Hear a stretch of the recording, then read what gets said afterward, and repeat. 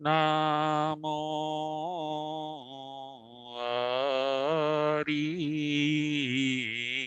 હંતાણમ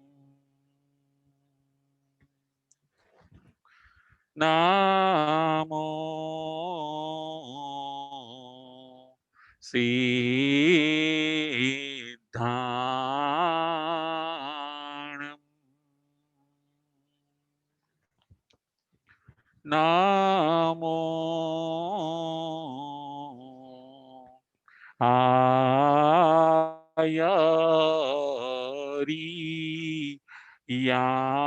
આયરિયાણમ નામો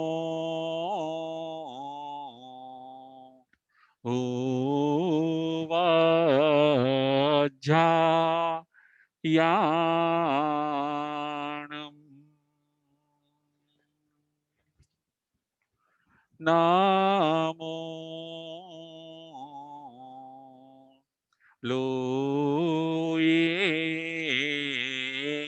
સબ સાહુણમ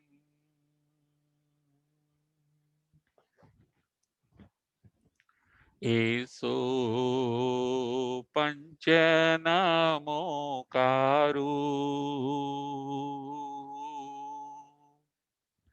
સબ પાવપણાશણો મંગલાણંચ સવિસિમ પડમં હવઈ મંગલમ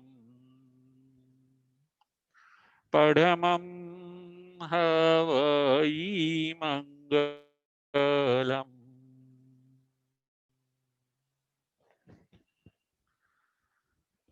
સિદ્ધાણમ નમો કિચ્ચા સંજયાણમ ચ ભાવૌ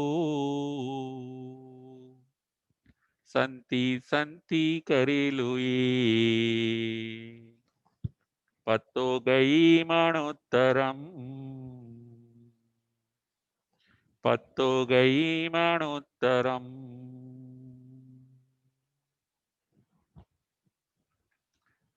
પંચ પરમેષ્ઠી ભગવંતોને ભાવપૂર્વક વંદન નમસ્કાર કરીને ધર્મપ્રેમી શ્રાવક શ્રાવિકાઓ ઉત્તરાધ્યન સૂત્ર પરમાત્માની અંતિમ દેશના અધ્યયન નંબર 30 પ્રવચન નંબર 92 આજના પ્રવચનનો વિષય છે તપ માર્ગ. તપ માર્ગ એ આજના પ્રવચનનો વિષય છે. મોક્ષ માર્ગનું ચોથું પગથિયું છે તપ. તપ કરવાથી જીવાત્મા પોતે મુક્તિ તરફ આગળ વધે છે. જ્ઞાનમાં કાર્યની શરૂઆત થાય છે અને તપની અંદર કાર્યની પૂર્ણતા થાય છે. ફરીથી જ્ઞાનથી કામ શરૂ થાય છે અને તપથી કામ પૂરું થાય છે. જે પોતાના જીવનમાં તપ કરે છે એનું મોક્ષે જવાનું કાર્ય હવે પૂરું થવાનું. અંતિમ પગથિયું છે તપ. મોક્ષ માર્ગનું અંતિમ પગથિયું છે તપ. જ્ઞાન, દર્શન, ચારિત્ર અને તપ આ ચારને આપણે આપણા જીવનની અંદર લાવવાના છે. આ ચાર પ્રમાણે આપણે રહેતા શીખી જવાનું છે. તપ 30મું અધ્યયન, એની અંદર ભગવાન આપણને તપનો મહિમા બતાવે છે. તપના બે પ્રકાર છે, બાહ્ય અને આભ્યંતર. 6 બાહ્ય તપ છે અને 6 આભ્યંતર તપ છે.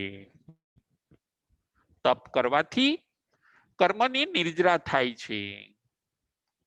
આજે આપણે 7મું તપ પ્રાયશ્ચિત એના ઉપર વિચાર કરવાનો છે. 7મું તપ છે પ્રાયશ્ચિત. પ્રાયશ્ચિત એટલે લાગેલા દોષને સાફ કરવા. પ્રાયશ્ચિત એટલે જે ભૂલ થઈ હોય એ ભૂલનું સદગુરુ પાસે પ્રાયશ્ચિત લેવું, એને કહેવાય છે પ્રાયશ્ચિત. પ્રાયશ્ચિત એટલે ચિત્તને પાછું લાવવું. જે ન કરવાનું થઈ ગયું હોય એનું મિચ્છામિ દુક્કડમ માગવું, એને કહેવાય છે પ્રાયશ્ચિત. પ્રાયશ્ચિત એ તપ છે. આપણે યાદ કરવાનું છે કે આપણાથી શું શું ભૂલ થઈ છે, શું શું અધર્મ થયો છે, શું શું અનીતિ થઈ છે, એ બધું યાદ કરીને આપણે ગુરુ પાસે પ્રાયશ્ચિત લેવાનું છે. પ્રાયશ્ચિત કરવાથી એ કર્મની નિર્જરા થઈ જાય છે. એ કર્મનો વિપાક આપણે ભોગવવો પડતો નથી. આવા સરસ પ્રાયશ્ચિતના લાભ છે. 7મું તપ છે પ્રાયશ્ચિત. આજે આપણે એના ઉપર વિચાર કરવાનો છે. આજે આપણે 4 પોઈન્ટ ઉપર વિચાર કરવાનો છે. પ્રથમ નંબરનો પોઈન્ટ છે આનંદ શ્રાવક અને ગૌતમ સ્વામી. પ્રથમ નંબરનો પોઈન્ટ છે આનંદ શ્રાવક અને ગૌતમ સ્વામી. બીજા નંબરનો પોઈન્ટ છે પ્રાયશ્ચિત સામાયિકથી પણ વળી શકે છે. બીજા નંબરનો પોઈન્ટ છે પ્રાયશ્ચિત સામાયિકથી પણ વળી શકે છે. ત્રીજા નંબરનો પોઈન્ટ છે પ્રાયશ્ચિત સ્વાધ્યાયથી પણ વળી શકે છે. ત્રીજા નંબરનો પોઈન્ટ છે પ્રાયશ્ચિત સ્વાધ્યાયથી પણ વળી શકે છે. અને ચોથા નંબરનો પોઈન્ટ છે અબાધા કાળ. ચોથા નંબરનો પોઈન્ટ છે અબાધા કાળ. આ 4 પોઈન્ટ ઉપર આજે આપણે વિચાર કરવાનો છે. પ્રથમ નંબરનો પોઈન્ટ છે આનંદ શ્રાવકો અને ગૌતમ સ્વામી. જુઓ, આનંદ શ્રાવકો ભગવાન મહાવીર સ્વામીના 10 શ્રાવકો, એમાં આનંદ શ્રાવકનું નામ સૌથી પ્રથમ છે. આનંદ પોતે ભગવાન મહાવીર સ્વામીના શ્રાવક હોય છે. ભગવાન મહાવીર સ્વામી પાસે આનંદ શ્રાવકે 12 વ્રત અંગીકાર કર્યા હોય છે. ઉત્કૃષ્ટ કક્ષાના એ શ્રાવક હોય છે. બરાબર એમના જીવનની અંદર શ્રાવક આચારનું એ પાલન કરતા હોય છે. શ્રાવકોમાં શ્રેષ્ઠ હોય તો એ આનંદ શ્રાવક છે. આપણે પણ આનંદ શ્રાવક જેવા બનવાનું છે. 12 વ્રત, 14 નિયમ, શુદ્ધ સામાયિક, રાત્રિ ભોજનનો ત્યાગ, ધર્મ ધ્યાનનું ચિંતન, અપ્રમત્ત દશા, 5મા ગુણસ્થાનકના એ પોતે સ્વામી છે. આનંદ શ્રાવકો, એ આનંદ શ્રાવકને અંતિમ સમયે એ પોતે સંથારો કરે છે. અંતિમ સમયે ગૌતમ સ્વામી એમને ધર્મલાભ આપવા માટે જાય છે. ગૌતમ સ્વામી ભગવાન મહાવીરના પ્રથમ શિષ્ય આનંદ શ્રાવકને ધર્મલાભ આપવા માટે જાય છે. આનંદ શ્રાવકના ઘરે આજે ગૌતમ સ્વામી પધાર્યા છે. ગુરુ ગૌતમ એમના દર્શન વંદન કરીને આનંદ શ્રાવક ધન્ય બની ગયા. આનંદ શ્રાવક કહે છે કે હે ભગવાન, હે ગૌતમ સ્વામી, મને અવધિ જ્ઞાન થયું લાગે છે અને એ અવધિ જ્ઞાનની અંદર હું જંબુદ્વીપ જોઈ શકું છું. લવણ સમુદ્ર પણ 500 યોજન જોઈ શકું છું. આનંદ શ્રાવકને અવધિ જ્ઞાન થયું હોય છે. તપથી જ્ઞાનની પ્રાપ્તિ થતી હોય છે. વ્રત અને તપના પાલનથી આગળના જ્ઞાન આપણને મળતા હોય છે. જો આનંદ શ્રાવકને અવધિ જ્ઞાન થયું હોય છે.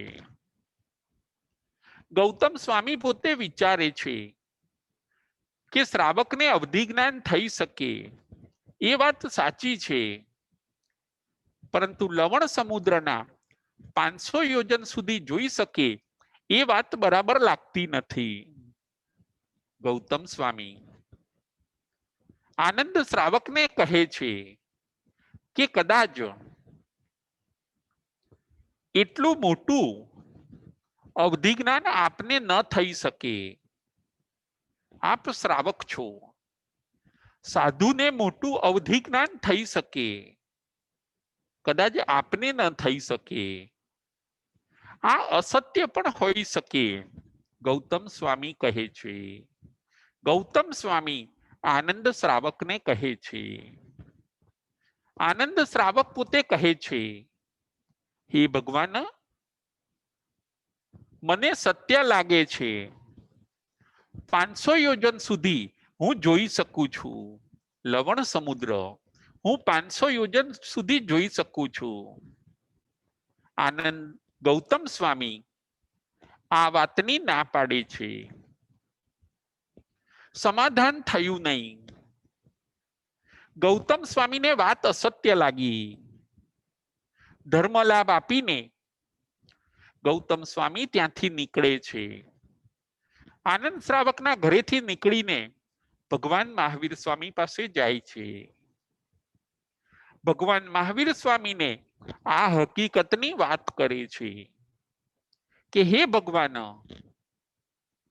આનંદ શ્રાવકને જે અવધિ જ્ઞાન થયું છે એ આટલું મોટું હોઈ શકે? ગૌતમ સ્વામી ભગવાનને આ વાત કહે છે. ભગવાન કહે છે કે હા ગૌતમ સ્વામી, આનંદ શ્રાવકની વાત સાચી છે. એમને જે અવધિ જ્ઞાન થયું છે એ સાચું છે. લવણ સમુદ્રના 500 યોજન સુધી એ પોતે જોઈ શકે છે. આપનું શું કહેવું છે? ગૌતમ સ્વામી કહે છે કે મેં આનંદ શ્રાવકને ના પાડી હોય છે કે શ્રાવકને આટલું અવધિ જ્ઞાન ન થઈ શકે. ભગવાન મહાવીર સ્વામી કહે છે, આ તમારી અસત્ય પ્રરૂપણા થઈ ગઈ. તમે થોડુંક અસત્ય બોલી ગયા, તમારે આનંદ શ્રાવકને ખમાવવા પડશે. આનંદ શ્રાવકની શ્રદ્ધા ડગે નહીં, એ પોતાના જ્ઞાનમાં શંકા કરે નહીં તમારા વચન ઉપર. એટલા માટે તમે અત્યારે એમના ત્યાં જાઓ અને એમને સાચી હકીકત કહો, અને જે તમારાથી અસત્ય બોલાયું છે એની તમે ક્ષમા યાચના કરો. ભગવાન મહાવીર સ્વામી કહે છે, ગૌતમ સ્વામીને મોકલે છે. જો ભગવાન મહાવીર સ્વામી ક્ષમા યાચના કરવા માટે ગૌતમ સ્વામીને આનંદ શ્રાવકના ત્યાં મોકલે છે. અસત્યનું પ્રાયશ્ચિત હોય, સત્યનું પ્રાયશ્ચિત ન હોય.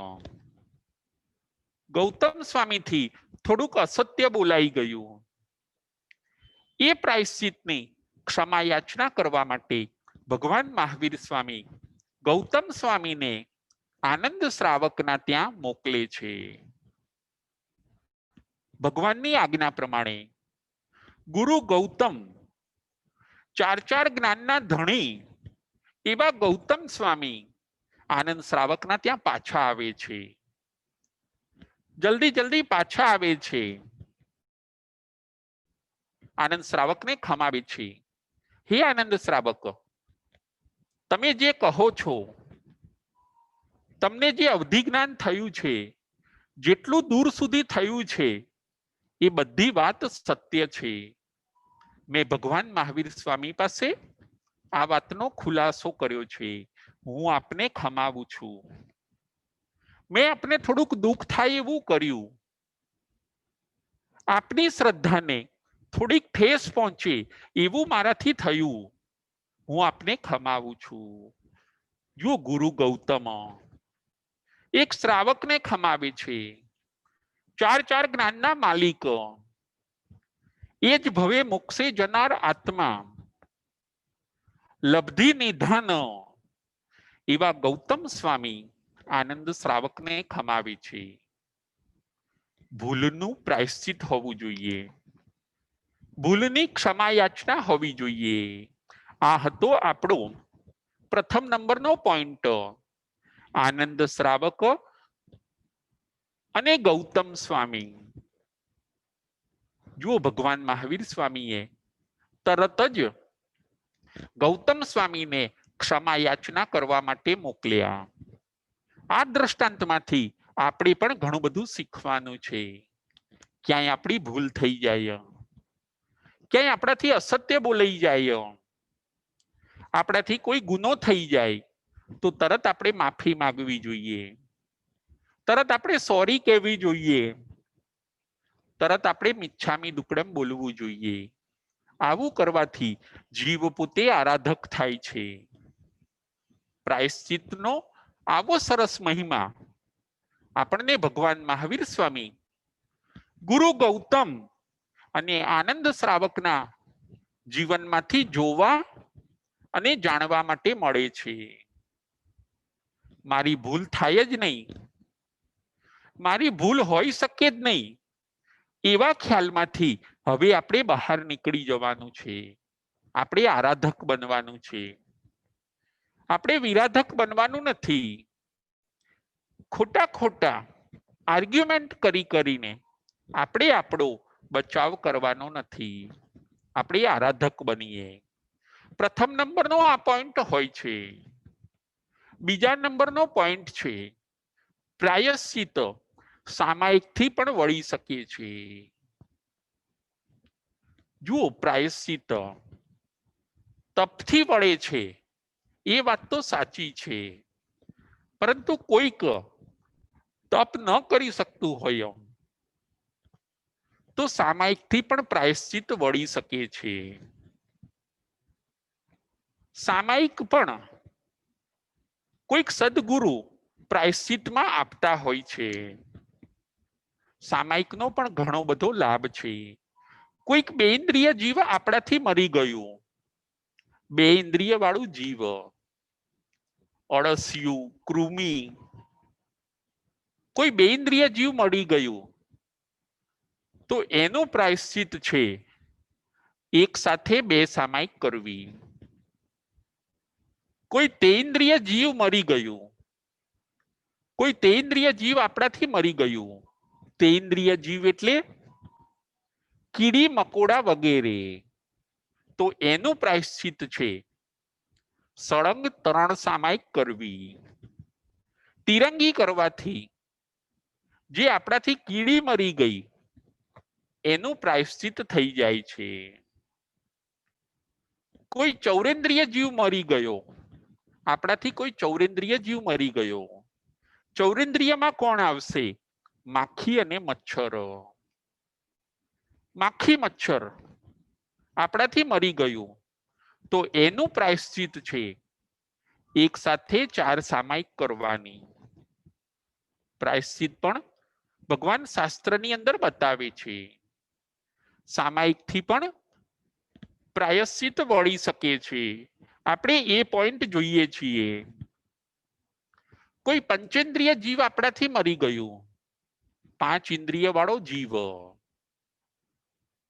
આપણાથી કોઈ દેડકું મરી ગયું, કોઈ ફિશ એટલે કે માછલી આપણાથી મરી ગઈ તો એક સાથે 5 સામાયિક કરવાથી, સાથે પસ્તાવો કરવાથી, આલોચના કરવાથી અને બીજી વાર ભૂલ ન થાય એનું ધ્યાન રાખવાથી, આવી રીતે 5 સામાયિક કરવાથી એનું પ્રાયશ્ચિત વળી જાય છે. સામાયિકથી પણ પ્રાયશ્ચિત વળે છે. સામાયિક પણ મહાન છે. સામાયિકની મહત્તા એટલા માટે જ છે કે એક સામાયિકની અંદર આપણે 18 પાપ છોડી દઈએ છીએ. સામાયિકમાં 18 પાપ અને 4 આહાર એ સર્વનો આપણે ત્યાગ કરીએ છીએ. એટલા માટે સામાયિક એ ઉત્તમ પ્રકારનું એક તપ છે અને એટલા માટે સામાયિકથી પણ આવું પ્રાયશ્ચિત વળી શકે છે. એક સામાયિકથી શું લાભ થાય છે એ હવે આપણે જોઈએ. કેટલા કર્મનો ક્ષય થાય છે? તો કે એક સામાયિકથી 92 કરોડ 59,25,925 એનાથી પણ અધિક અશુભ કર્મનો ક્ષય થાય છે. ફરીથી એક સામાયિક કરવાથી 92,25,925 પલ્યથી અધિક અશુભ કર્મનો ક્ષય થાય છે. સામાયિકનો આટલો બધો લાભ છે. સામાયિક કરવાથી પણ પ્રાયશ્ચિત વળી શકે છે. આપણી જે ભૂલ થઈ હોય એને તપથી તો આપણે પ્રાયશ્ચિત તરીકે વાળવાની છે, પણ કોઈ સંજોગોમાં કદાચ તપ ન થઈ શકતું હોય તો આપણે સામાયિકથી પણ વાળી શકીએ. આ હતો બીજા નંબરનો પોઈન્ટ. ત્રીજા નંબરનો પોઈન્ટ છે સ્વાધ્યાયથી પણ પ્રાયશ્ચિત વળી શકે છે. ત્રીજા નંબરનો પોઈન્ટ છે સ્વાધ્યાયથી પણ પ્રાયશ્ચિત વળી શકે છે. જુઓ, સ્વાધ્યાય કરીએ, આગમનું વાંચીએ, એને ફેરવીએ, એને કહેવાય છે સ્વાધ્યાય.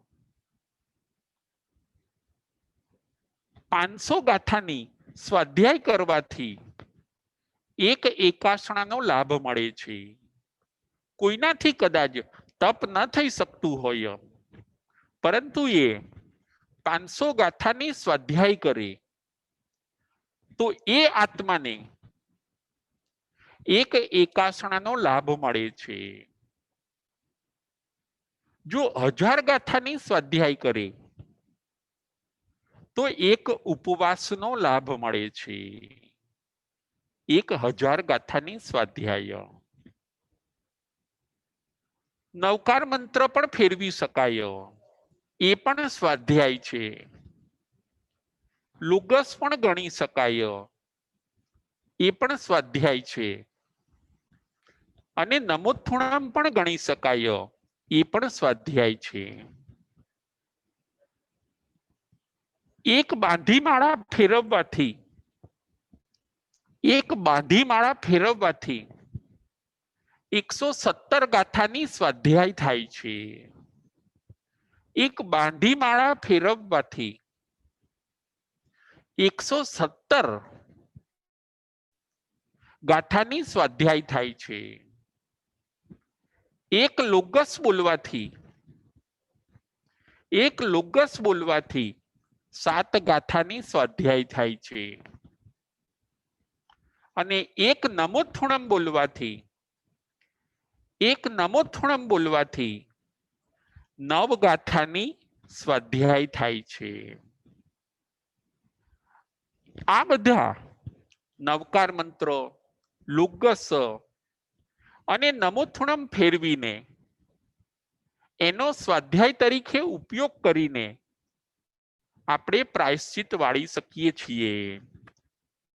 આપણો પોઈન્ટ એ હતો કે સ્વાધ્યાયથી પણ પ્રાયશ્ચિત વળે છે.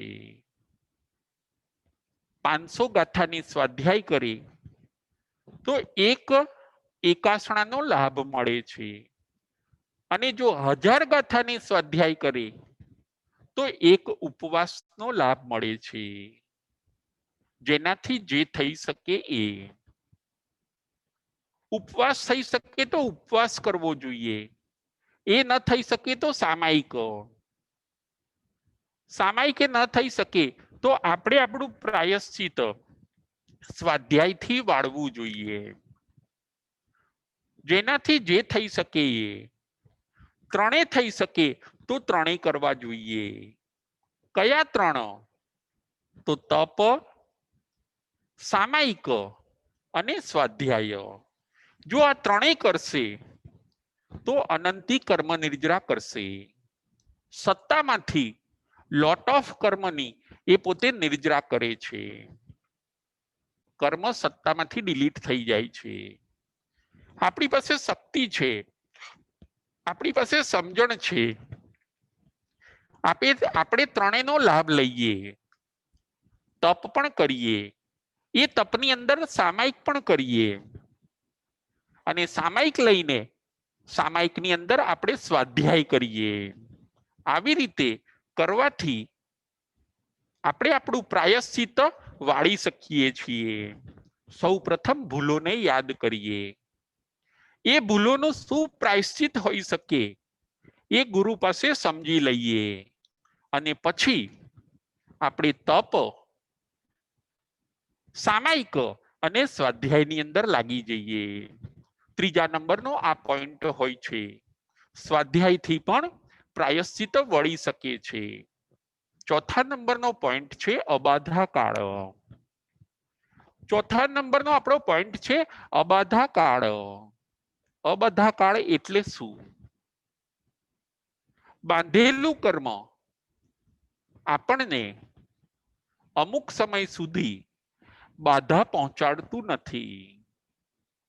જે કર્મ આજે આપણે બાંધીએ છીએ એ કર્મ અમુક ટાઈમ સુધી આપણને બાધા પહોંચાડતું નથી, પીડા આપતું નથી, એ સત્તામાં રહે છે. એને કહેવાય છે અબાધા કાળ. બાધા ન આપે એવો સમય એની આગળ લગાડ્યો એટલે અબાધા કાળ. એ કર્મ બેલેન્સમાં પડ્યું રહે છે, આપણને વિપાક આપતું નથી.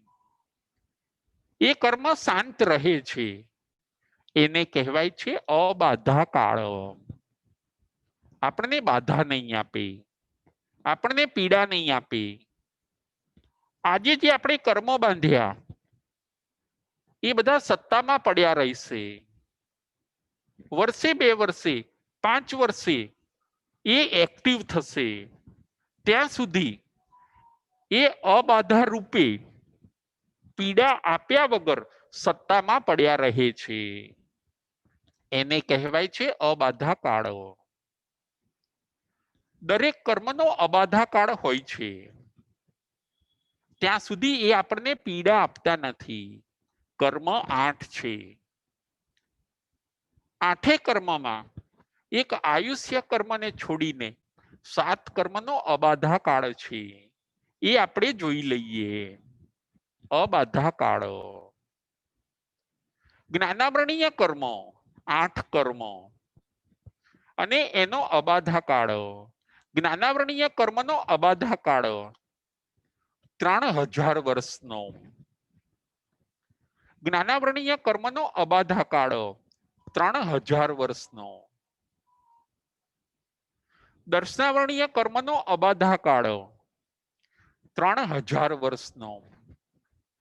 દર્શનાવરણીય કર્મનો અબાધા કાળ ઉત્કૃષ્ટ 3000 વર્ષનો.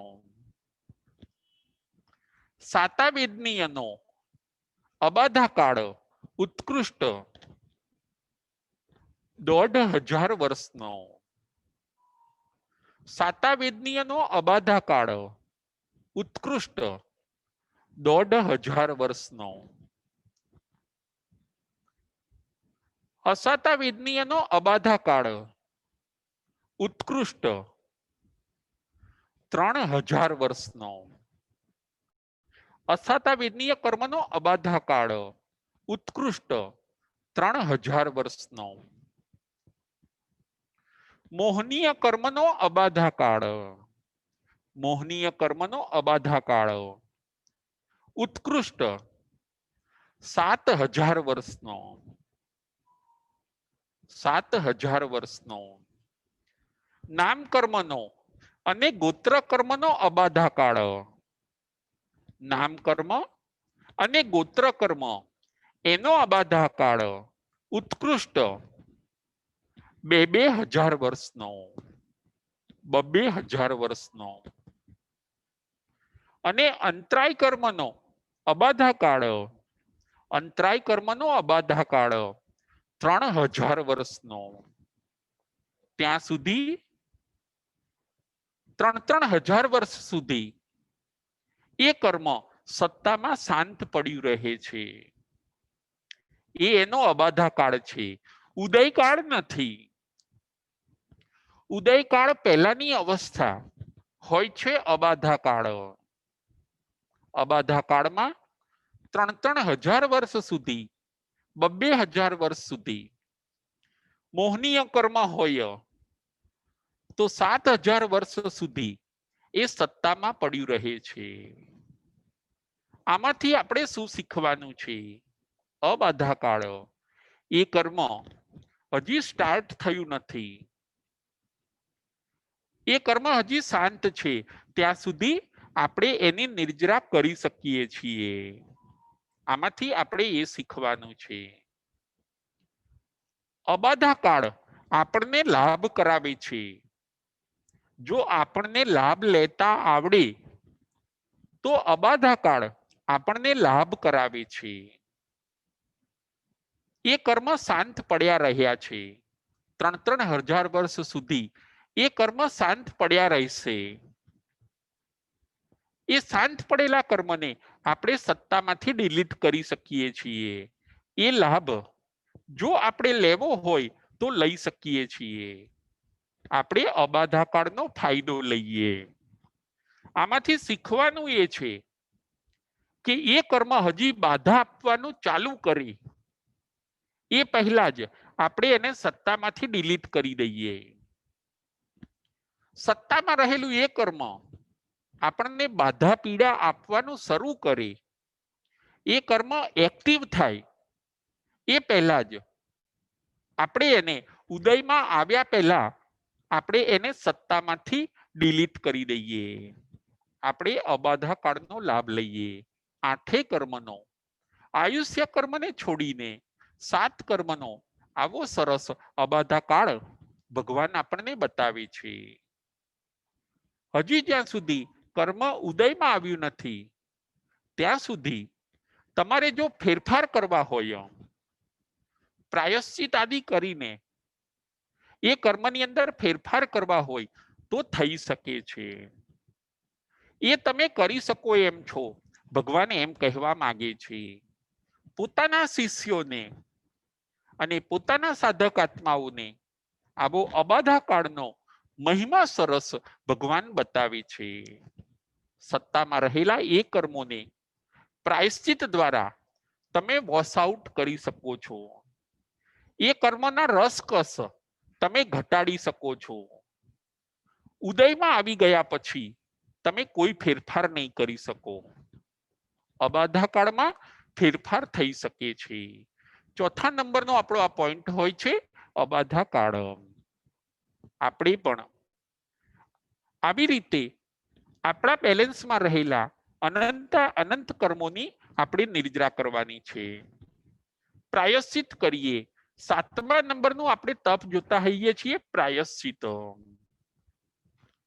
આપણે આપણી ભૂલોને નજર સામે લાવીએ. જો આપણા શરીરની અંદર કોઈ ગાંઠ થઈ હશે તો એ ગાંઠને તરત આપણે ડોક્ટરને બતાવીશું. ડોક્ટરને જે હકીકત હશે એ આપણે કહીશું. મને આમ થયું છે, મને આમ થયું છે. શરીરના ડોક્ટરો એમને આપણે મળીશું, એમને આપણે આપણી ગાંઠ બતાવીશું. આત્માના ડોક્ટર છે સદગુરુ. આત્માના ડોક્ટર છે સદગુરુ. આપણે આપણા સદગુરુને આપણી ભૂલો કહેવાની છે. જો ડોક્ટર પાસે જશે, પેશન્ટ પોતે ડોક્ટર પાસે જશે, ડોક્ટરને સમર્પિત થઈ જાય છે, બધું સાચે સાચું કહી દે છે. એમ આપણે પણ આપણા સદગુરુ પાસે જઈને બધું સાચે સાચું કહી દેવાનું છે. એનું નામ છે પ્રાયશ્ચિત. કઈ સંતાડવાનું નથી, કઈ ગોપવવાનું નથી, કઈ ખાનગી વાત રાખવાની નથી. પેશન્ટને જેમ રોગથી મુક્ત બનવું છે એવી રીતે આપણે ભવથી મુક્ત બનવું છે.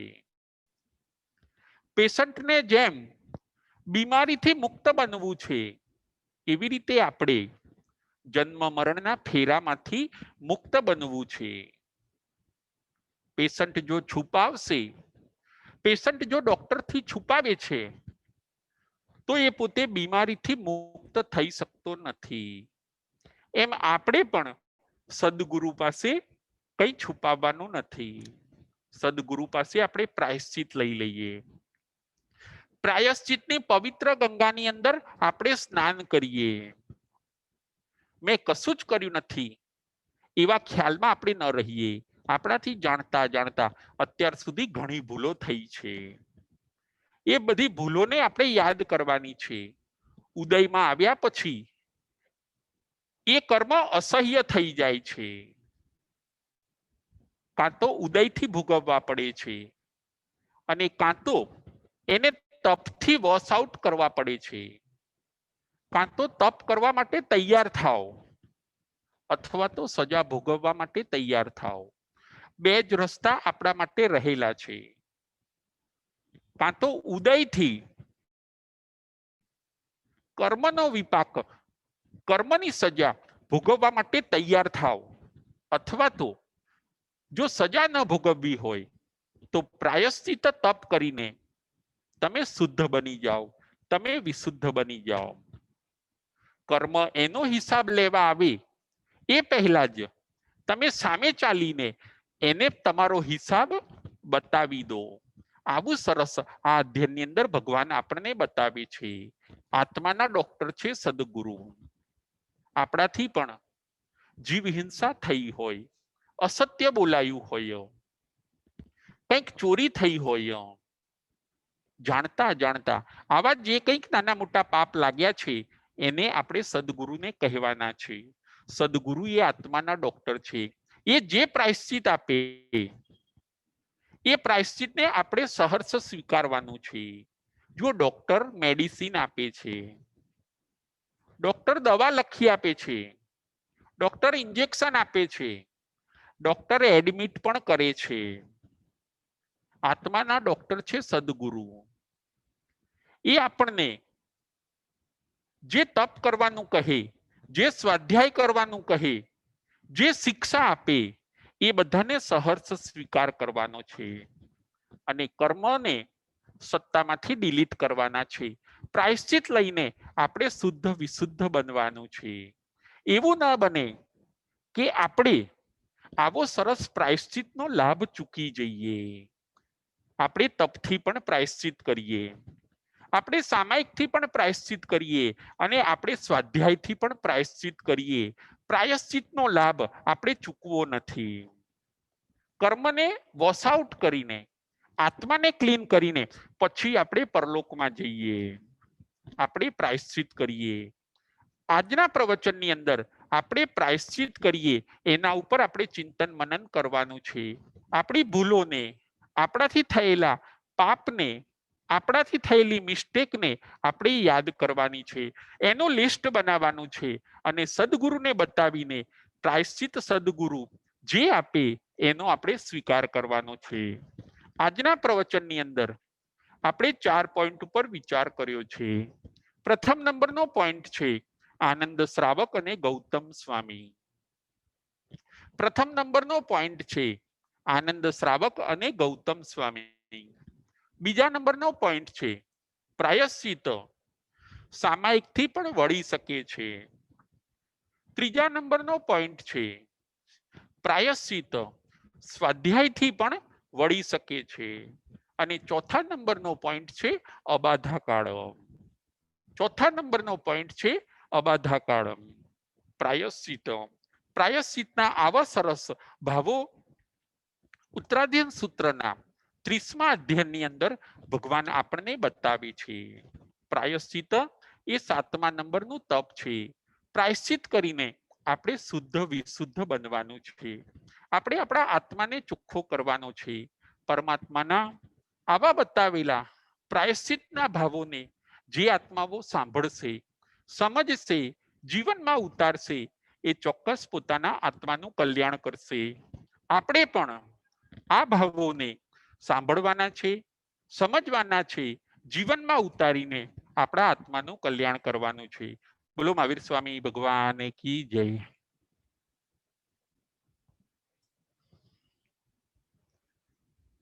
જમ ભાઈ ધમ બચ્ચા મિલિયા મીણા ખરમ ચખરમ પયૈનમ વિનયનમ જોગિનમ ગોસિનમ સુતો દિનમ દુઠુ પડી છીયમ કાલે કહો સજાઓ કાલે ના કહો સજાઓ સજય સજયમ સજય ન સજયમ. એમ ભણતા ગણતા ચિંતાવતા જ્ઞાનના 14 અતિચાર માયલો કોઈ પણ અતિચાર મને કે તમને લાગ્યો હોય તો અરિયંતનન સિદ્ધ કેવડી ભગવાન આપની સાક્ષી તસમી છામિ દુકડમ. પ્રશ્નોત્તરી.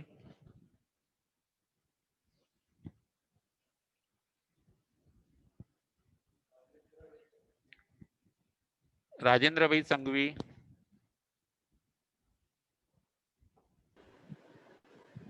જય જીનેન્દ્ર રાજુભાઈ. જય જીનેન્દ્ર. હા સાતામાં સાતામાં. હવે મનથી કોઈ પાપ બંધાણું હોય, મનથી એટલે ખાલી બંધાણું ના, આપણે મનથી વિચાર જ ખાલી આમ આવી ગયો હોય આપણને. બરાબર છે બરાબર. કોઈ બીને મરી જાય એવું ઈચ્છ્યા હોય કે મરી જાય કે કઈ બી એને થાય એવું ઈચ્છ્યું હોય, ખરાબ થાય એનું એવું, તો આપણે એનું પ્રાયશ્ચિત આપણે તો લઈ દીધું હોય મનથી ને મનથી તરત, બરાબર છે પણ એ ગુરુ પાસે પણ લેવું પડે ખરું. બરાબર છે. હવે જો મનથી મનમાં, હા, મનથી તમને પસ્તાવો થઈ ગયો હોય બરાબર, તો તમે ન લો તો ચાલે. મનથી જ્યોતિબેન, તમે મનથી તમને જો બરાબર પસ્તાવો થયો હોય કે આવા મને વિચાર ખોટા આવે છે, તો તમે ગુરુને ન કહો તો ચાલે. અને પણ એ વિચારો કેટલી વાર આવ્યા એ જોવાનું જ્યોતિબેન. પણ કહી દીધું તું, પણ ગુરુએ પછી પ્રાયશ્ચિત ના આપ્યું, તમારા મનથી તમે પ્રાયશ્ચિત કરી દીધું છે એ ચાલશે. હા બરાબર છે બરાબર છે. જો બહુ જ વારંવાર વિચાર આવતા હોય તો પછી તો એનું કઈ પ્રાયશ્ચિત પછી હોઈ શકે. કોઈક વાર આવે ને વિચાર નીકળી જાય તો મનથી બાંધ્યા ને મનથી પ્રતિક્રમણ કરી લેવાનું જ્યોતિબેન, તો એની નિર્જરા થઈ જાય છે. ખ્યાલ આવ્યો? બહુ હા પીડા હતી, મરી જાઉં ને આપઘાત કરી નાખું એવા વિચારો આવતા મને. હા તો હા એ હા કઈ જ દીધા છે, ગુરુ પાસે તો કઈ જ દીધું છે મેં, બરાબર. પણ એનું પૈસે કઈ આપ્યું નથી તો એનું લેવું પડે. ના હવે એ તમારે લેવાની જરૂર નથી. બરાબર. તમને મનથી એમ થયું ને કે આ ખોટા વિચાર છે, મારે આવું વિચારવું ન જોઈએ. હા એવું તો થયું. હા એવું તો બસ. અને હવે એ પછી એ ન કરો ને એ જ પ્રાયશ્ચિત છે. હવે એ નહીં કરવાનું માનો કે. એ તો ના જ કરાય હવે, ના હા કરાય. હવે તો કે ના આપણે દ્રઢ સંકલ્પ કરીએ કે ના મને આવો વિચારે કેમ આવ્યો ને હું હવે આવું નહીં કરું. તમે જે રિવર્સ આવ્યા પાછા આવ્યા એ એક પ્રકારનું પ્રાયશ્ચિત છે. જ્યોતિબેન ખ્યાલ આવ્યો? હા આવી ગયો. હા જય જીનેન્દ્ર. હવે આગળ રાજેન્દ્રભાઈ શેઠ. પ્રણામ ગુરુજી. પ્રણામ. મને થોડું અબાધા કાળમાં જેટલા આ ધારો કે મોહનીય કર્મ 7,000 વર્ષ છે, હા તો આપણે અત્યારે જે એના અગાઉ ના હોય એની સ્થિતિ પ્રમાણે આવતા હોય. હા અગાઉના એનાથી જૂના તો હોય જ નહીં પછી એમ. ના બધા અગાઉ ના હોય ને એની સ્થિતિ પ્રમાણે મેક્સિમમ. પાકતા હોય ને હા આ તો ઉત્કૃષ્ટ ટાઈમ બતાવ્યો રાજેન્દ્રભાઈ. બાકી વચ્ચેના સમયમાં પણ એ લોકો ઉદયમાં આવી શકે. ના આ આ એની સ્થિતિ આપણા 70 કરોડ કોડી ગણીએ છીએ ને મોહનીય કર્મની. હા મોહનીય કર્મની એ તો એનો પણ ઉદય કાળ.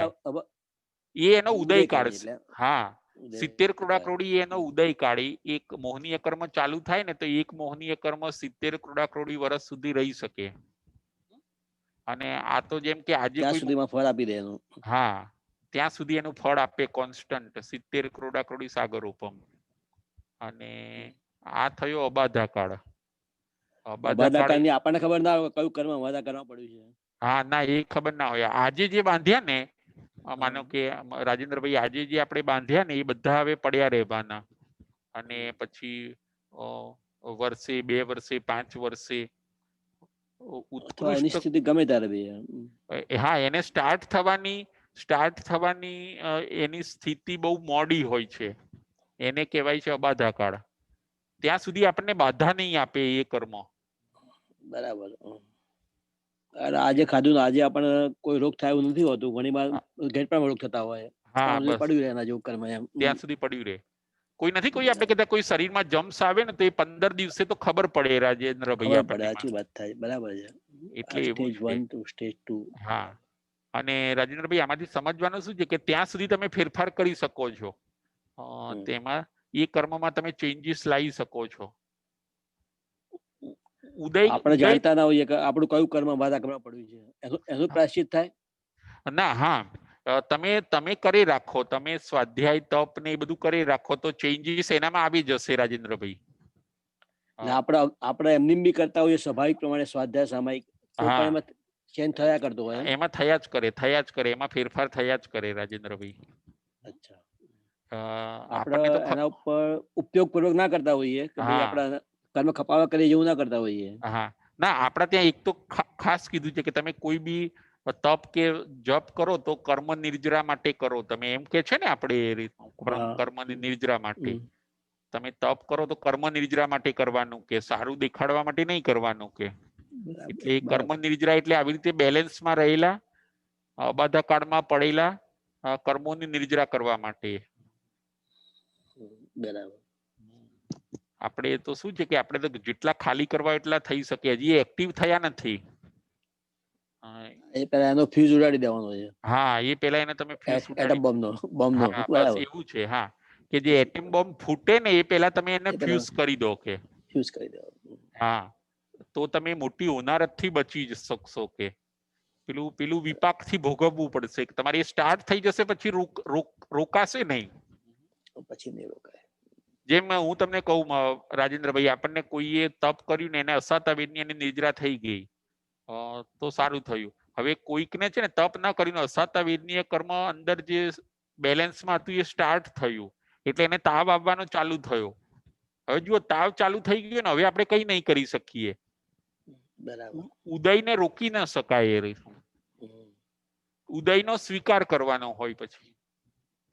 બરાબર અને સંભાવ રાખવાનો. અબાધાકાળમાં ફેરફાર થઈ શકે રાજેન્દ્રભાઈ. બરાબર. એ બહુ સરસ ભગવાન કહે છે કે તમે અબાધાકાળનો લાભ લો કે. આ એક સારું આપી દીધું આવું. હા, દરેક કર્મ કે ચાન્સ મળે આપણને. હા, એક ચાન્સ મળે. જેમ કે નથી મુદત પડતી, આપણે રાજેન્દ્રભાઈ ઘણાને મુદત આપે. હા, કોર્ટમાં મુદત આપે કે ભાઈ તમારે કંઈક સમાધાન કરવું હોય, તમારે કંઈક તમારે જો સંપ કરવો હોય, સમાધાન કરવો, કોમ્પ્રોમાઇઝ કરવું હોય તો તમે વિચારીને આવજો કે બરાબર કે. બરાબર. એટલે આ મુદત પડ્યા જેવું છે અબાધાકાળ એટલે. બરાબર. ખ્યાલ આવ્યો? ખ્યાલ આવી ગયો. હા, હવે આગળ કોઈને પ્રશ્ન?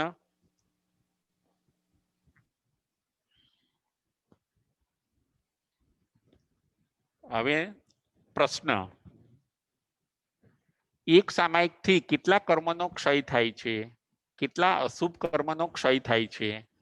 એક સામાયિકથી કેટલા અશુભ કર્મનો ક્ષય થાય છે?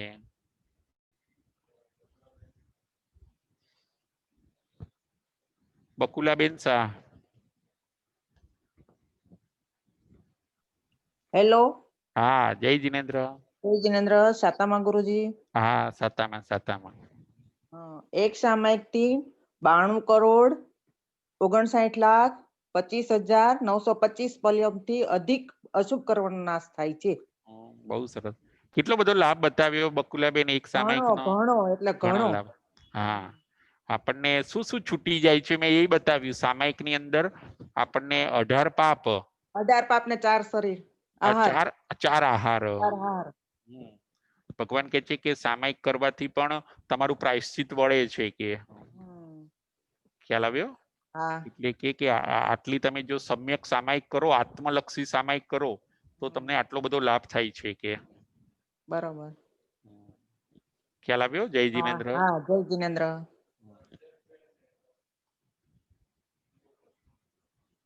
હવે આગળ રંજનબેન મહેતા. 24 થી શું લાભ થાય?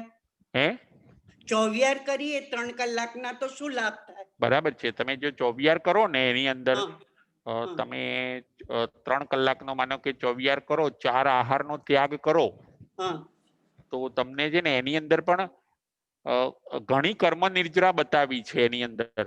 કોઈ એના સ્પેશિયલ કોઈ ફિગર બતાવી નથી રંજનબેન એની. અચ્છા. પણ તમે જે 24 કરો ને એ તમારે 3 કલાકનું તપ થઈ ગયું. એટલે એક પોરસી જેટલો તમને લાભ મળ્યો. અચ્છા. અને જેમ ગઈકાલે મેં કીધું તું, એક નોકારસી કરીએ ને તો આપણે 100 વર્ષના કર્મનો ક્ષય કરીએ. અને આ 3 કલાકમાં તમે છે ને 1000 વર્ષના અશુભ કર્મનો ક્ષય કરો. તમે 3 કલાકનો તમે જો 24 કરો એટલે એક પોરસી થઈ ગઈ, એક પહોર થઈ ગયો. એટલે તમે છે ને 1000 વર્ષના અશુભ કર્મનો બેલેન્સમાંથી ક્ષય કરો તમે. અચ્છા. ખ્યાલ આવ્યો? અને રાતના મોડા જમ્યા હોઈએ, હા, અને સવારે નોકારસી કરી હોય તો 9 વાગ્યા પછી ન ખાધું હોય તો ચાલે? બરાબર છે. 9 વાગ્યા પછી તમે ન ખાધું હોય તો તમે નોકારસી કરી શકો. કરી શકાય ને? હા, તમે નોકારસી કરી શકો. રાતનો થોડો 24 લઈ લેવાનો, માનો જેટલા કલાક 24 નથી લીધા. 9 વાગ્યા પછી ન ખાઈએ ને પાણી એકાદ ગ્લાસની છૂટ રાખીએ. બરાબર છે. અને તમે તો 23 કરવો. હા, 23 કરીએ. હા, બસ 23 કરીને પછી તમે નોકારસી કરો ને તો તમારી નોકારસી સાચી ગણાય છે. અચ્છા. અને એ રીતે કરવાનું. અને કોઈ વાર જો આપણને ચાન્સ મળે તો એકદમ ચોખ્ખી કરવાની, વહેલું જમીને 24 અને નોકારસી ચોખ્ખું કરવાનું એકદમ. પણ ચોખ્ખું શું તબિયતના હિસાબે પાણી કદાચ પીવું પડે 1-2 ગ્લાસ? હા, એટલે તો 23 કરવાનો. બરાબર છે. પણ 23 ચોખ્ખો કરવાનો. માનો કે તમે 7 વાગે જમી લો ને, 23 ચોખ્ખો કરવાનો આપણે. તો આપણે શું છે કે વધારે તપથી આપણે કર્મની ઘણી નિર્જરા કરી શકીએ. અચ્છા.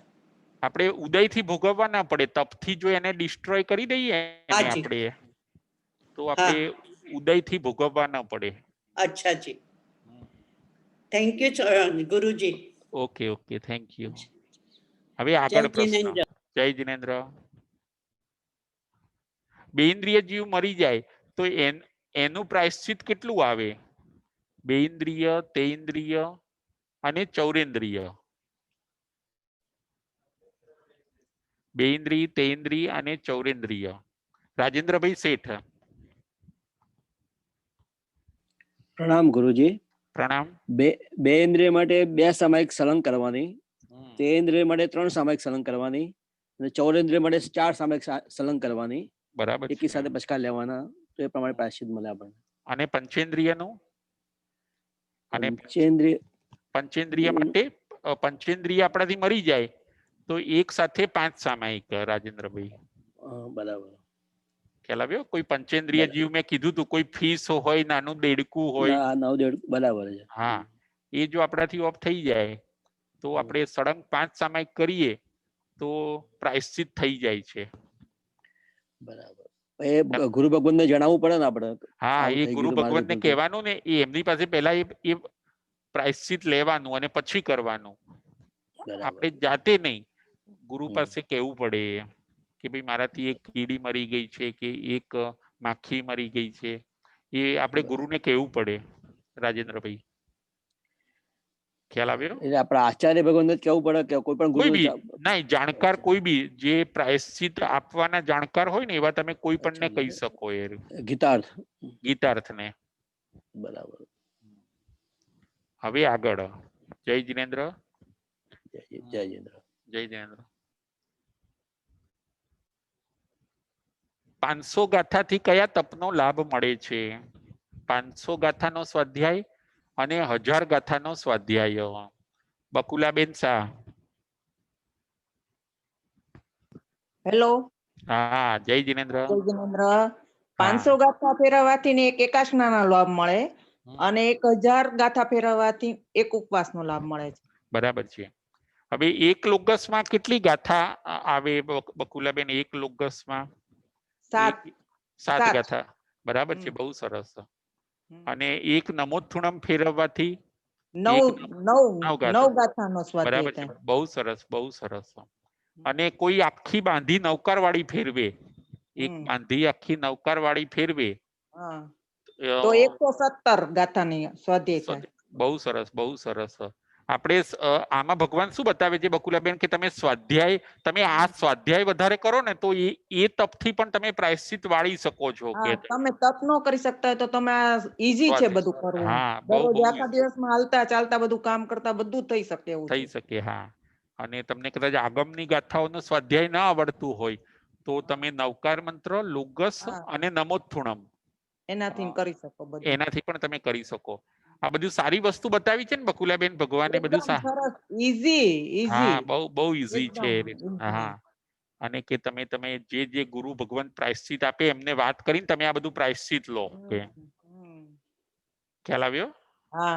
હા, જય જિનેન્દ્ર. જય જિનેન્દ્ર. હા, હવે આગળ છે કોઈ? હવે કયા કર્મનો કેટલો આબાધાકાળ છે? છેલ્લો પ્રશ્ન. કયા કર્મનો કેટલો આબાધાકાળ છે?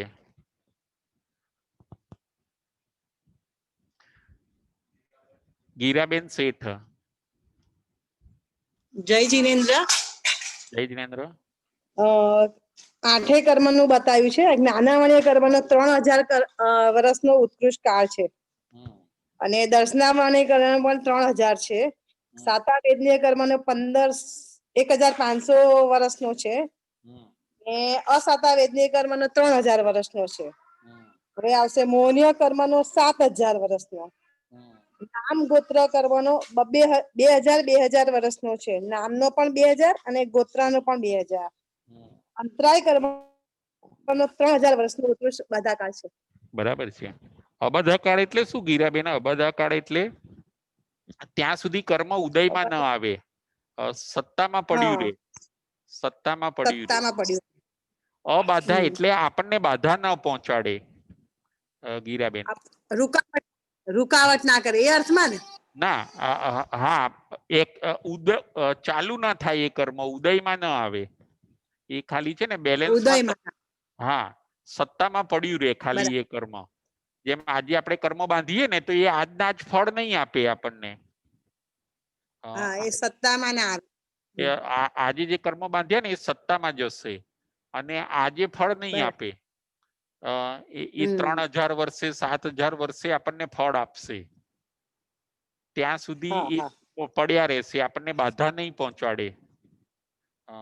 બરાબર. જેમ આજે કોઈને કોઈ આપણે આજે જ્ઞાનની અસાત ના કરી, જ્ઞાનાવરણીય કર્મો બાંધ્યું માનો કે, તો એ હા. આજને આજ આપણને એ કર્મ ફળ નહીં આપે. એ જેમ કોઈ સત્તામાં પડી રહેશે. સત્તા. હા, અને આપણને ડિસ્ટર્બ એ નહીં કરે. હમ.